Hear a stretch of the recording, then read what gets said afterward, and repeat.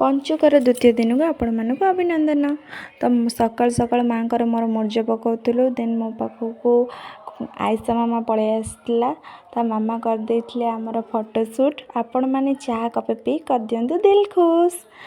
Then आमे mummy कर मोर पिठा गढ़िया लग जाइथिलु आज जेहेतु रविनारायण व्रत एकादशी तो मम्मी कर व्रत तेणु आम मंडा पिठा करूँ। देन मम्मी पूजा कर देथिले आ गोटे मोर कुन्नी सा दियर आसिकी केमती मते प्यार से गेलो करूछंती समस्ते ही मते बहुत ही भल पाती तो मु भी तांको सब भल पाए। देन आज जेहेतु लंच रे किछि बनै नथिली तो पखाड़ खाइबी तेणु बाड़ी रो गोटे जाई बैगण तोड़िक नहीं आसली हठात लंच सारला बेलू को बापा आसी पहुँची गले पूरा सरप्राइज देदेले। देन मम्मी आ बापा बसिकी कथबार्ता होते थट्टा मजा करते देन बापा माँ बसिकी टी कथबार्ता हेलु। देन बापा पलैले तांको काम रे मु आसिकी से आनी खीरी को खाई कर देथिली दिल खुश।